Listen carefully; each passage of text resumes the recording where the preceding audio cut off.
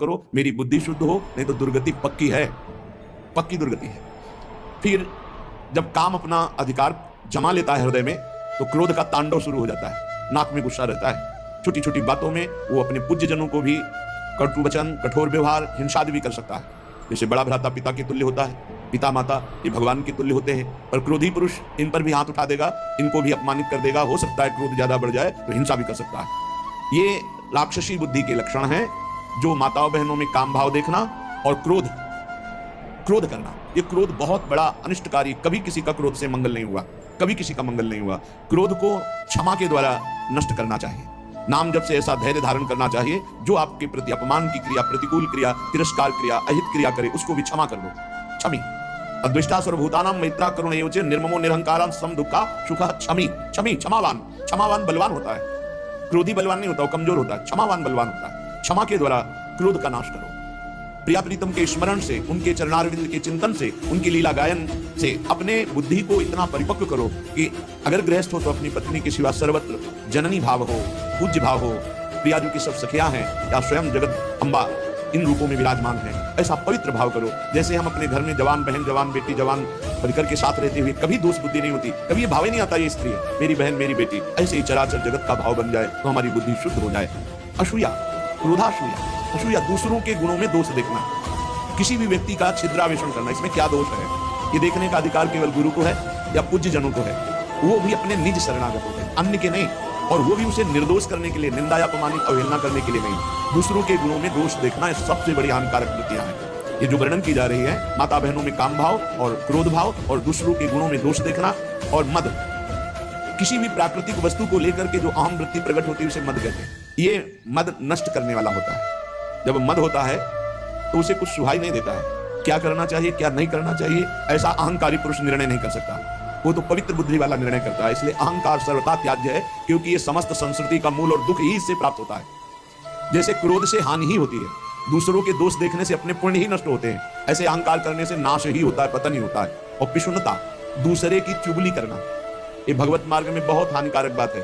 ये सुना ऐसा ऐसा ऐसा, और बड़े खुशी हो रहे हैं दूसरे की न्यूनता का वर्णन करके, दोषों का वर्णन करके चुगली वर्णन करना। पिशुनता, दूसरे की बात किसी दूसरे से करना।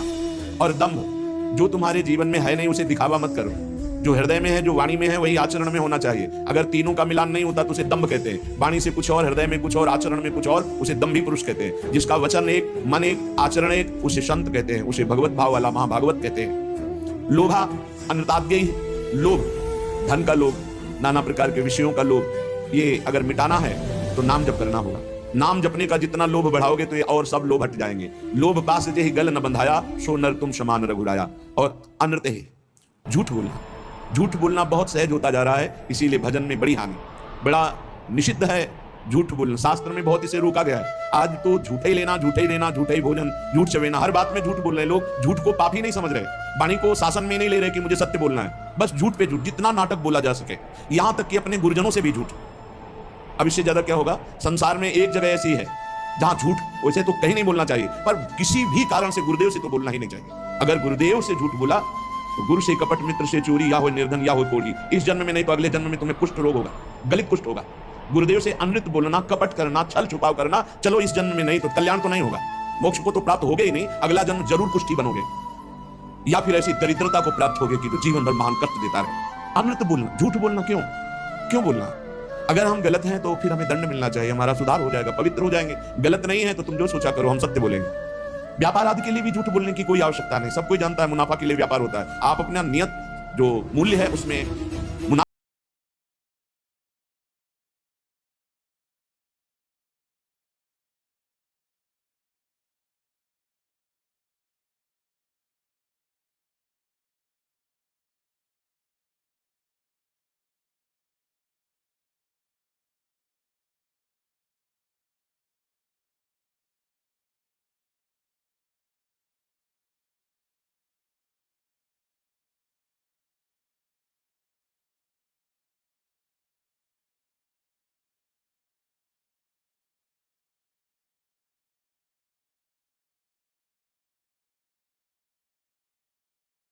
तब लगता है कि कभी कोई जिंदगी में पाप न करे। जब शरीर पीड़ा से युक्त, मन खिन्न, नाना प्रकार की विपत्तियां घेर लेती हैं, बड़ी अव्यवस्थाएं, तब उस जीव को लगता है मृत्यु हो जाए तो अच्छा। तो क्या होगा? मृत्यु हो जाने पर तुम कोई सुविधा में पहुंच जाओगे क्या? भारी दुख। मृत्यु के बाद कोई सुख? अरे सुख तो इस मनुष्य शरीर में है। इस मनुष्य शरीर से परमात्मानंद प्राप्त कर सकते हो, अखंडानंद प्राप्त कर सकते हो, भगवत प्रेमानंद प्राप्त कर सकते हो। भूल गए विषय आनंद में, और जब विपत्ति आई तब मृत्यु को मनाने लगे। एक एक चेष्टा का बड़ा बड़ा कष्ट है। तो जिसने कभी दूसरों को भूखों को भोजन पवाया है, प्यासे को जल पिलाया है, किसी की भारी दुख में सम्मिलित होकर दुख निवृत्ति की है और भगवान नाम जब, तो ऐसी स्थिति को वो सह पाता है। उस समय भी गंभीर मुद्रा में वो भगवान का स्मरण उस दुख से विक्षिप्त होकर नहीं छोड़ता। वो पवित्र अंतःकरण वाला उस भारी कष्ट अवस्था में भी भगवान नाम स्मरण। ध्यान देना, अगर दूसरे को कष्ट दिया है, कभी किसी का हित नहीं किया, कभी प्यासे को पानी नहीं पिलाया, कभी भूखे को अन्न नहीं पवाया, तो अंतिम समय तुम्हारा बाधित हो जाएगा। जो शत मार्ग है वो बाधित हो जाएगा। ये सिद्ध महापुरुष बोल रहे हैं। जो पुरुष कभी झूठ नहीं बोला, जो कभी किसी से झगड़ा नहीं करवाया, किसी का स्वभाव होता है दो मित्रों के बीच में झगड़ा करा देना, पति पत्नी के बीच में झगड़ा करा देना, ऐसा। जो आस्तिक स्वभाव वाला और श्रद्धालु है, उस समय भारी दुख की अवस्था में सुख का उदय होता है उसके हृदय में।